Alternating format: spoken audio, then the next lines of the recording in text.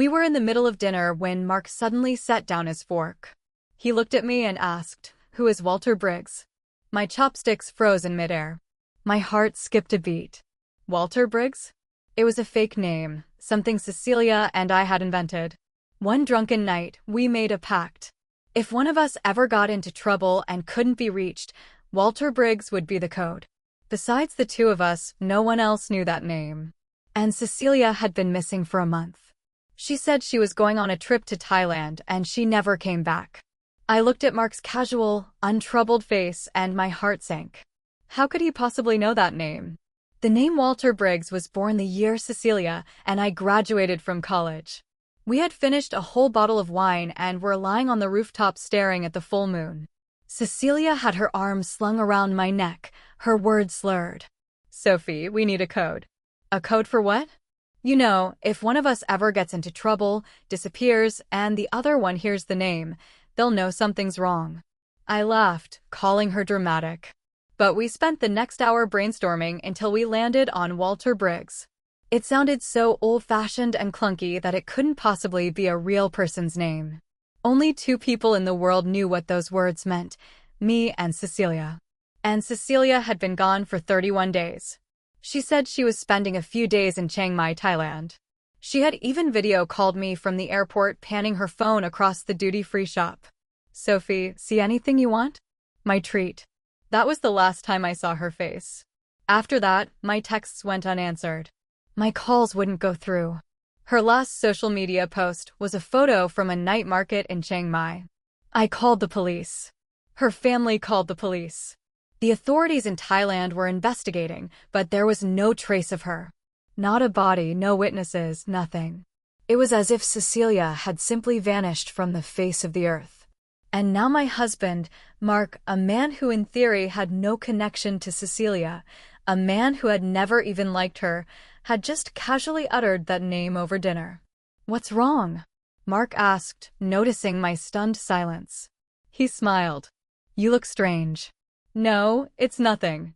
I lowered my head and took a bite of food. It tasted like nothing. I've never heard that name before. "Where did you hear it?" "Oh, a friend mentioned it," he said, taking a sip of water. "Just curious." He changed the subject, starting to talk about his day at work. I couldn't hear a single word. My mind was stuck on one thought. How did he know that name? How? After dinner, Mark went to take a shower. I sat on the sofa, my palms slick with sweat.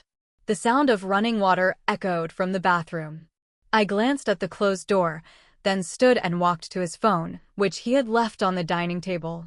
I knew the password, our wedding anniversary. My fingers trembled as I unlocked it. I scrolled through his messages, his call logs, his notes. Nothing. It was too clean, suspiciously clean. No one's phone is that pristine. Next, I went for his laptop. It was in the study and I knew that password too. He had never tried to hide it from me. I checked his browser history, his files, his downloads one by one. Then I opened the cached records of a booking app and my hand froze. A month ago, Mark had told me he was going to Shanghai for a 3-day business trip. I had even helped him pack his suitcase. But the booking records told a different story. He hadn't bought a ticket to Shanghai. He had bought a ticket to Chiang Mai, Thailand. His departure date was 1 day before Cecilia's. His return date was 2 days after she disappeared. The water in the bathroom shut off. I quickly closed the laptop, walked back to the living room, and sat on the sofa, pretending to scroll through videos on my phone. Mark came out, drying his hair. He glanced at me. "Still up?" "Yeah, just a bit longer," I said with a smile. He went into the bedroom and turned off the light. I stared at the dark doorway, my fingers digging into the arm of the sofa. "Mark, what did you do in Thailand?" The next morning, I told Mark that an urgent project had come up at work and that I needed to go out of town for a few days. He was tying his tie, his back to me. "Where to?" "San Francisco." "When will you be back?" "Not sure. Maybe 3 or 4 days." He turned and gave me a smile. "Be safe." I smiled back. That afternoon, I took a flight, not to San Francisco, but to Chiang Mai, Thailand. I landed at 4 o'clock in the afternoon, local time. A wall of hot, humid air hit me as I stepped out of the airport, and for a moment, I felt dizzy and disoriented. This was the city where Cecilia had taken her last photo. The night market, the lights, the crowds. She had been standing in front of a mango sticky rice stall, grinning like a little kid. I didn't have time for grief. I went straight to the hotel where she had stayed. I knew the name. She had sent me a screenshot of her booking at a place called the Lotus Courtyard, a boutique hotel near the Old City. At the front desk, I showed the receptionist a photo of Cecilia. "Did you see this girl? She stayed here about a month ago." The receptionist glanced at the photo and shook her head. "Her name is Cecilia Chen." "She's Chinese American," I added. The woman typed something into her computer, then nodded. "Yes, we have a record of her. She stayed for 3 nights. She never checked out or extended her stay. Her luggage is still in our storage room." My heart seized. Her luggage was still here, but she was gone. I steadied myself and asked the question I dreaded most. "A month ago, was there a man from the US staying here as well?" I handed her a photo of Mark. She looked at it, then checked the computer again. Her expression grew hesitant. "Yes, he stayed for 5 nights. 5 nights, longer than Cecilia's 3. Which room was he in?" "Room 312. And Cecilia 315. The same floor, 2 doors down." I stood at the front desk, a roaring in my ears. The first thought was the obvious one. They were having an affair. Cecilia and Mark in adjacent rooms in Thailand. But another voice in my head immediately shut that down. Impossible. Cecilia hated Mark. Not a polite behind-the-back dislike, a direct in-your-face animosity. Whenever I brought Mark to a party, Cecilia would ignore him. One night, after a few drinks, she had pointed at him and said, "Sophie has great taste in everything except men." Mark's face had turned green. They hadn't made eye contact since. How could 2 people like that be having a secret affair in Thailand? Then why was he staying next door to her? What was he doing? I took a deep breath. "I need to see the security footage from that week." The receptionist looked uncomfortable. "I'll have to ask my manager." "Please do. And we might need the police to authorize it. My best friend is missing." I cut her off, my voice calm, but my hands shaking. "It's been a month. No one has seen or heard from her. Your hotel may be one of the last places she was seen alive. Do you really think your manager won't cooperate?" She stared at me, then picked up the phone. 20 minutes later, the hotel's head of security led me to a small surveillance room. 3 walls were covered in monitors. He pulled up the recordings from a month ago, starting from the day Cecilia checked in. I sat down, my palms cold with sweat. Day 1. Cecilia dragged her suitcase into the lobby and checked in at the front desk. She was wearing a white sundress, her hair in a ponytail, chatting happily with the receptionist.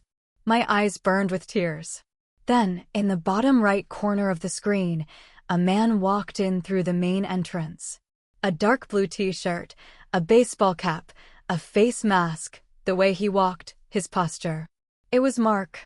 He didn't go to the front desk. He sat down in the lobby lounge, picked up a magazine, and held it in front of his face, but his eyes followed Cecilia from the moment she checked into the moment she took her key card and stepped into the elevator. He watched her the entire time. A chill ran down my spine. "Fast forward," I said. The security chief sped up the playback. That afternoon, Cecilia left the hotel to go sightseeing. The camera angle switched to the entrance. 2 minutes after she walked out, Mark followed. Same cap, same mask. He stayed about 20 yards behind her. That evening, Cecilia ate dinner at the hotel restaurant on the ground floor. Mark sat in a corner, nursing a cup of coffee. His seat gave him a perfect view of her table. Cecilia never noticed him. Day 2. Cecilia visited a temple. Mark followed. Cecilia went to a night market. Mark followed. Cecilia bought a coconut from a street vendor and crouched down to pet a stray cat. Mark stood across the street in front of a convenience store, pretending to look at his phone. Every frame, every shot, he was there. My hands started to tremble. This wasn't an affair. People who have an affair don't act like this. They don't wear masks and keep their distance. They walk side by side. They eat together. They touch. He never spoke a word to her from start to finish. Cecilia had no idea he was there. This wasn't a tryst. This was stalking. What about the third day? I asked, my voice hoarse. The security chief pulled up the footage. On the morning of the third day, Cecilia left the hotel. She had a backpack on and was holding a map, looking cheerful. The camera showed her walking out the front door and heading east down the street. 2 minutes later, Mark emerged from a side exit and headed in the same direction. And then the footage ended. The hotel's cameras only covered a short radius. I couldn't see what happened beyond that. Are there any other cameras? I asked. The security chief shook his head. That's all we have for the street coverage. You'd have to contact the local police. I sat in silence for a long time. Then I stood up, thanked him, and walked out. Standing in front of the hotel, I opened the map on my phone. Cecilia had been heading east. That road passed over a few streets, a market, a gas station, and ended at the coast at a cliff. I stared at the pin on the map, my fingers numb. She went there. He followed her, and then she disappeared. I did not sleep that night. I sat upright in the hotel room with every light on, staring at my phone as though it might suddenly explain everything. The air conditioner rattled in the wall, barely cutting through the heat. Outside, scooters buzzed past in bursts, and once in a while, a dog barked somewhere in the distance. Every sound made me flinch. Around midnight, my phone lit up. A message from Mark. "How's San Francisco?" I stared at the screen. My hands were shaking so badly I almost dropped the phone. I typed erased, typed again, then settled on the safest lie I could manage. Busy, exhausted, probably heading to bed soon. He replied almost instantly. "Miss you." I looked at those 2 words until they became grotesque. Miss you. As if he had not followed my missing best friend through a foreign city wearing a mask. As if he had not lied to my face for a month. As if I did not now know he had been in Chiang Mai while Cecilia vanished. I put the phone face down and sat in silence until dawn. The next morning, I contacted the local police station and asked to speak to the officer assigned to Cecilia's case. That was how I met Inspector Nari. She was in her late 30s, sharp-eyed, composed, and radiated the kind of controlled patience that made me trust her instantly. She listened without interrupting as I explained everything. The code word, Mark's fake business trip, the hotel footage, the rooms on the same floor, the stalking. When I finished, she was quiet for a few seconds. Then she said, "You should have come to us the moment you found the booking records. I know you came anyway. That matters now."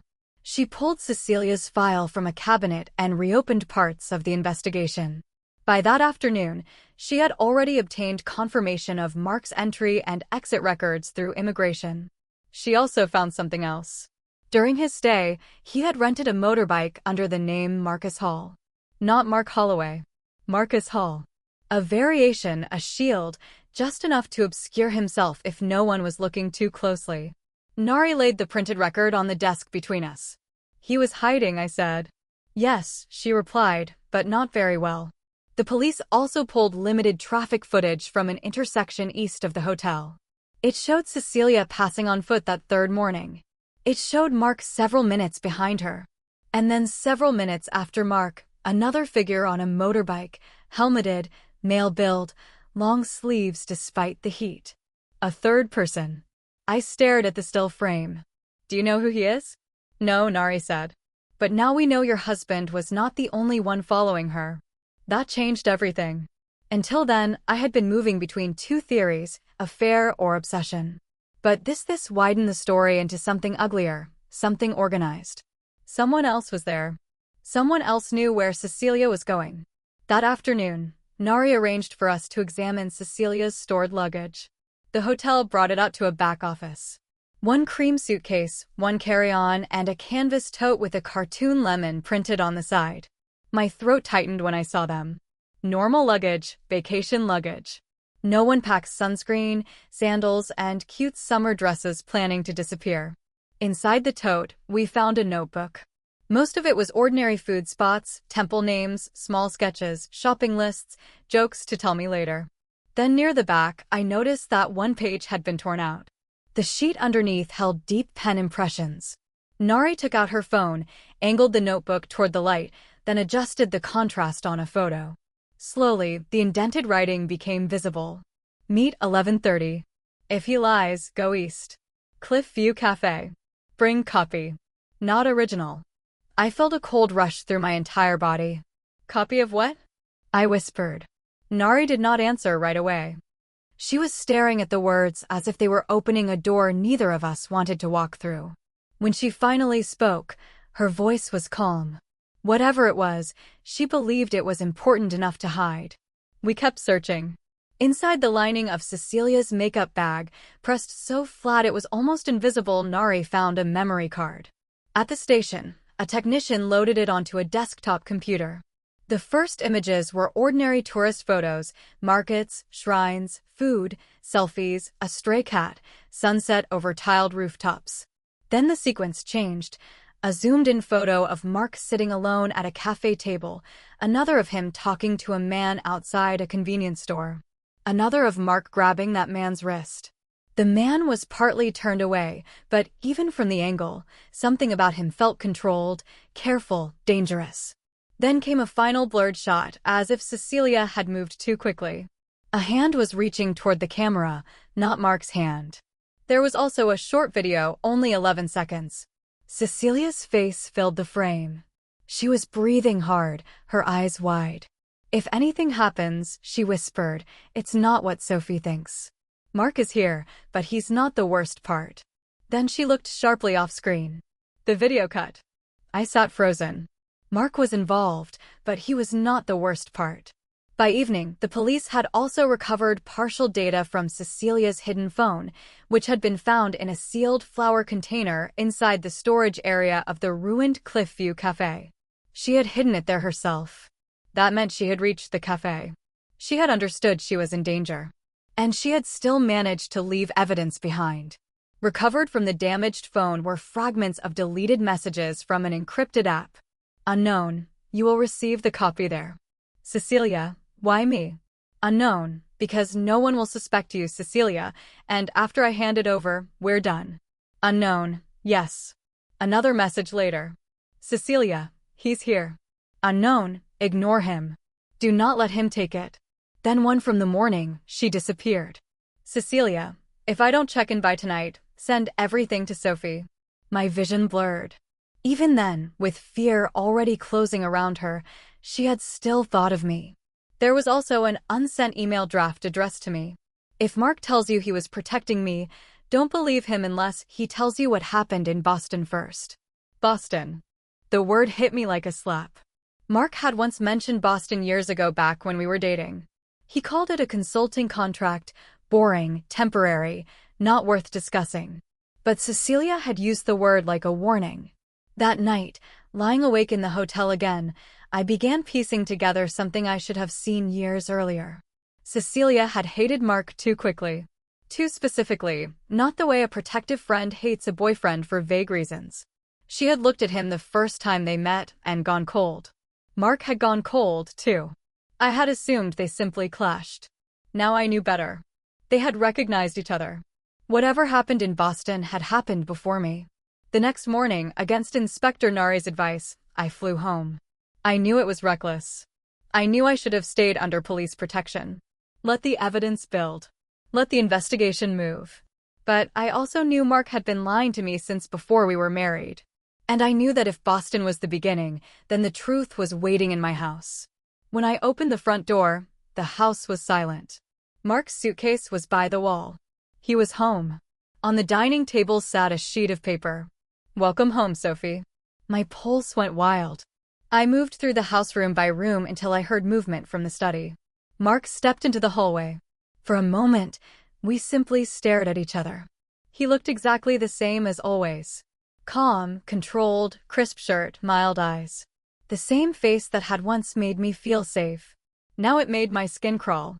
You came back early, he said. I was never in San Francisco. I know.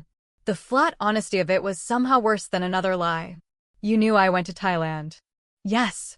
You knew I'd find the hotel. Yes. Why did you follow Cecilia? He was silent for several seconds. Then he said, because if I hadn't, she would have been dead sooner. Rage shot through me. She warned me you'd say that. She knew you'd say that. His expression changed very slightly. She left you something? What happened in Boston? For the first time, he looked away. That was all the answer I needed. He took a slow breath. I knew Cecilia before I knew you, he said. Years ago in Boston. How? She was involved with someone connected to a private case I was working. What kind of case? Financial exposure, shell companies, hidden assets, dirty money buried under layers of respectable names. I stared at him. You are an investigator. Something close to that. A fixer. His silence told me I was right. He continued, she found documents she was never supposed to see. Copies of records tied to men with money, influence, and a strong preference for solving problems quietly. The copy? Yes. She kept it at first as leverage, later as insurance. My throat tightened. And you went after her? At first, yes. The room seemed to tilt. At first, I was assigned to recover the material, but things changed. How convenient. It isn't convenient, he said quietly. It's the truth. I laughed bitterly. You don't get to talk to me about truth. He accepted that without argument. When I met you, he said, I already knew who she was. But by then, she had vanished from that world, changed circles, changed how she presented herself. She clearly believed the past was over. I believed I could keep it buried. You married me while hiding all this? Yes. Why? His answer came so quietly I nearly missed it. Because by then I wanted out. I just stared at him. He went on. Cecilia recognized me the first time she saw me with you. That's why she hated me instantly. She never told you because she thought bringing the past into your life would put you in danger. And I stayed silent because I thought I could keep watching the edges, keep you untouched. My chest hurt. You watched us both. Yes. You lied every day. Yes. There was something horrific about how easily he admitted it now, as if confession cost him nothing compared to concealment. So why Thailand? He looked exhausted for the first time. Because I learned she was moving part of the material again. Not the original. A copy. She planned to meet someone in Chiang Mai, maybe a broker, maybe a middleman, maybe someone pretending to be both. The network from Boston had splintered over the years. Old names were dead. New names were using dead channels. And you went after her to stop the exchange? Yes. To protect her? To keep the wrong people from getting there first. That's not the same thing. No, he said. It isn't. I held his gaze. What happened at the cliff? She met someone at the old Cliffview Cafe. I stayed outside to watch. Then another man arrived. The man from the motorbike? He wasn't the contact she expected. The one in the photo? Yes. He searched her bag. Mark went on. He realized she wasn't carrying the original material only enough to suggest she still had access to the rest. She ran. She filmed you. I know. She thought you were with them at first. He paused. Maybe by the end she realized I was not on his side, but by then it didn't matter. I could barely breathe. What happened? She bolted out the side of the cafe toward the cliff path. He chased her. I chased both. There was shouting. She threw a decoy over the edge. The path gave way under her. No, I gasped. I caught her hand. My knees nearly gave out. He went on. You what? For a few seconds he just breathed and then his face emptied. The rock broke. Before she slipped from my hand, she said to ask you about Walter Briggs. Silence swallowed the room. I heard my own voice as if from far away. Did you see her body? No, the word cracked something open inside me. No body. No witness. No proof of death. She could still be alive. His jaw tightened. The fall was bad. There are caves below, water channels, and maintenance paths cut into the rock farther north. Survival was unlikely, but not impossible. He stopped talking. Then another thought hit me. The copy. Where is it? He looked at me steadily. In this house. Every part of me went cold. What? She moved the real microprint months before Thailand. Sent it to you hidden in something you would never think to inspect. My mind raced backward. A used mystery novel from a Boston bookstore. Cecilia had mailed it to me months ago with a note inside for when your husband gets too boring to deserve your attention. I had laughed and tossed it onto a shelf in the study. Mark saw the realization on my face. Yes, he said. That book. Before I could say anything else, the doorbell rang. Once, twice, then hard pounding.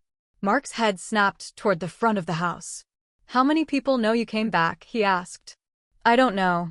He crossed to a drawer and pulled out a handgun. I stared at it in disbelief. You have a gun? I told you what I used to do. The pounding came again. Then with splintering.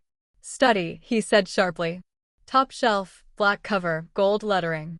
Bring the book. I ran. My hands flew over the shelf until I found it. Black cover, gold title. Voices exploded in the hallway. Men, more than one. Then glass shattered.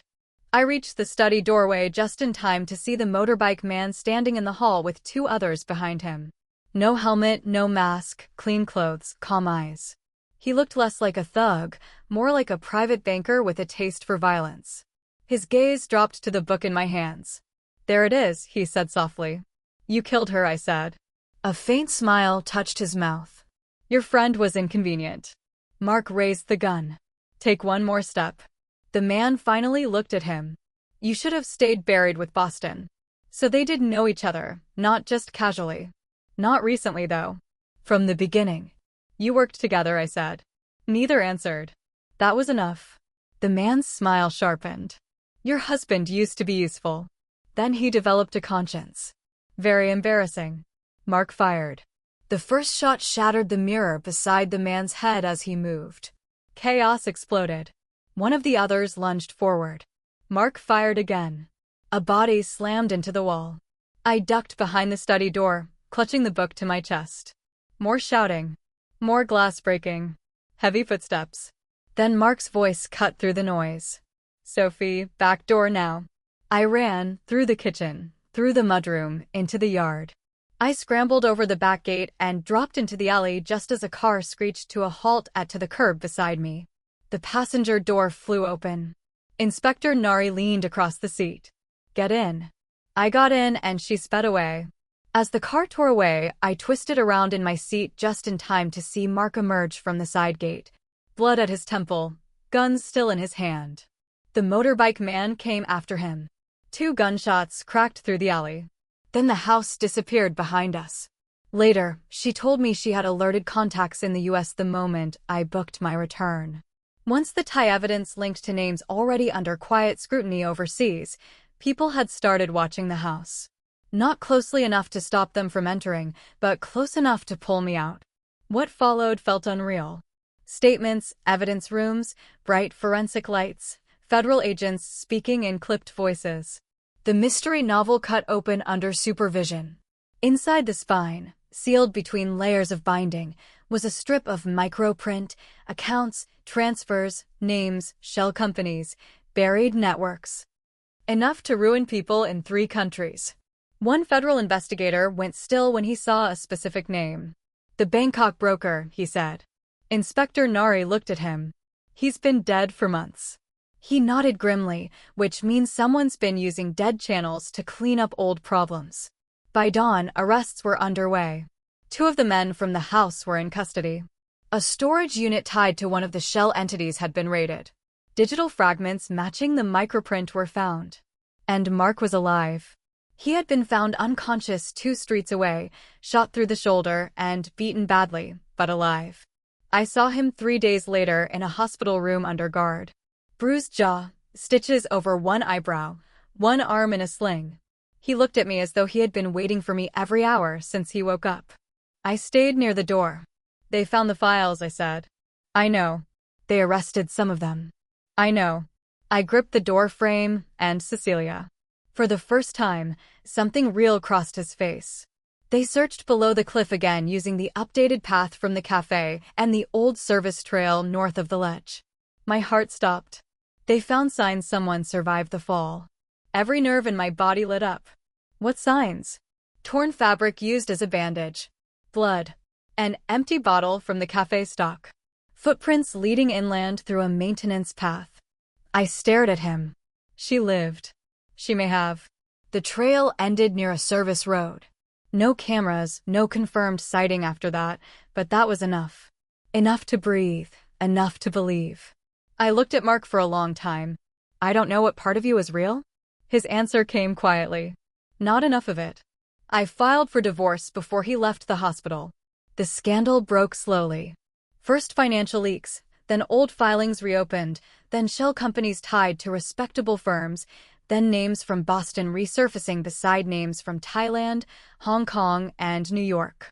It wasn't one dramatic collapse. It was rot rising up through polished floors.